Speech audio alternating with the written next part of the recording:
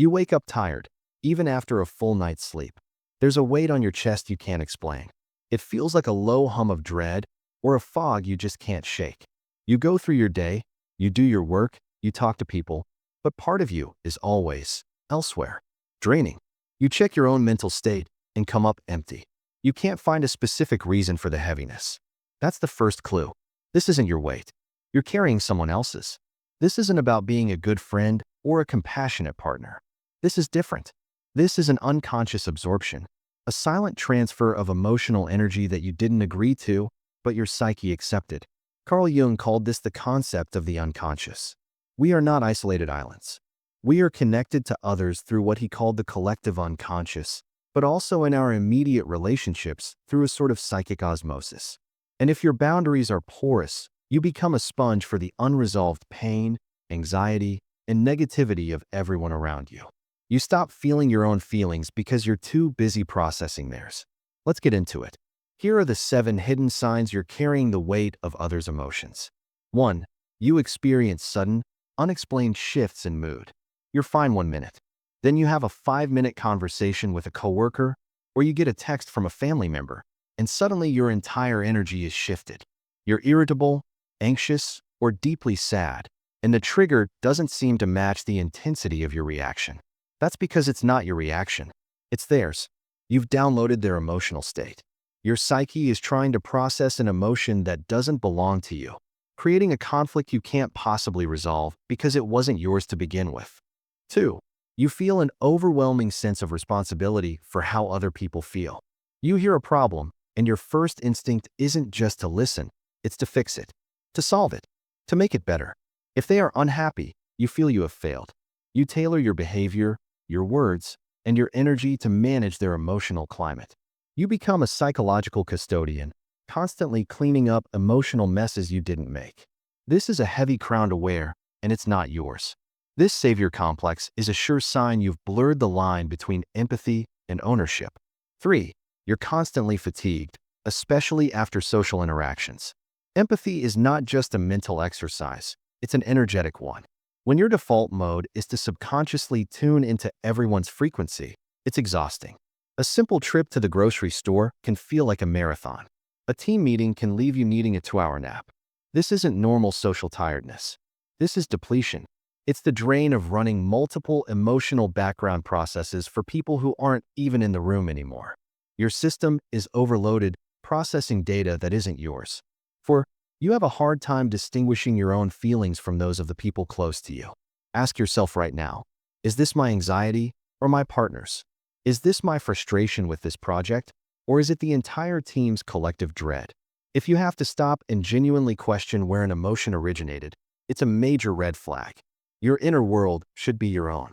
When it becomes a communal dumping ground, you lose touch with your own authentic self. You're living in a house full of other people's furniture, and you can't find your own chair to sit down in. 5. You feel physically heavy, especially in your chest and shoulders. The body keeps the score. This weight isn't just a metaphor. It manifests physically: a tightness in the chest, a knot in the stomach, aching shoulders, as if you're literally carrying a burden. The body somatizes what the mind cannot process. These unexplainable aches and pains are often the physical residue of emotional energy you've absorbed but haven't known how to release. Your body is trying to tell you what your mind hasn't yet figured out. 6. You use escapism to numb out. Constant scrolling, binge watching TV, a few too many drinks, losing yourself in work, not for passion, but for relief. This is a subconscious attempt to build a barrier. If you can dull your own sensitivity, you can't pick up on everyone else's signals. It's a crude, makeshift boundary. You're trying to protect yourself by checking out because checking in has become too painful, too overwhelming. The problem is, this numbs you to your own life as well. 7. You attract emotional vampires without even trying. People unload on you. Strangers tell you their life stories in line at the coffee shop. Friends call you with their crises. You're the therapist in your group. While this might seem like a compliment, you're such a good listener, it's actually a signal. It means you have a sign on your forehead that says, "Open for business." Your porous energy field is a beacon for those who are looking to offload their emotional baggage onto someone who will willingly, if unconsciously, carry it for them. So, if you see yourself in these signs, what do? How do you put the weight down? First, get ruthless about identifying the source.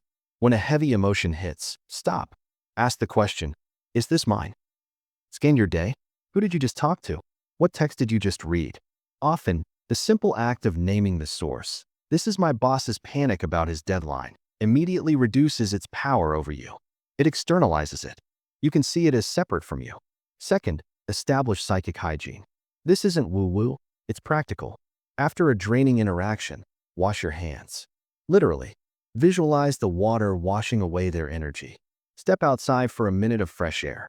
Change your physical state with a few stretches or deep breaths. You're resetting your system, clearing the cache. You are signaling to your unconscious mind that the interaction is over, and it's time to return to your own base frequency. Third, and this is the most important, learn the art of the conscious boundary. A boundary is not a wall. It's a filter. It's the conscious decision to say, I can have compassion for you without taking on your problem. I can listen to you without making your pain my own. This is a skill. It's mental muscle. Before you walk into a potentially draining situation, set an intention. I will remain compassionate, but grounded. Their energy stays with them. You are not being cold. You are being sustainable. You cannot pour from an empty cup. This work is about reclaiming your sovereignty. Your energy is your most valuable currency. Guard it. Protect it. When you stop carrying the world, you finally get to feel your own weight. You get to feel what you actually feel. Your own joys, your own sorrows, your own passions. That is the goal. Not to become cold and isolated, but to become so strong in your own self that you can connect with others from a place of genuine strength, not unconscious absorption.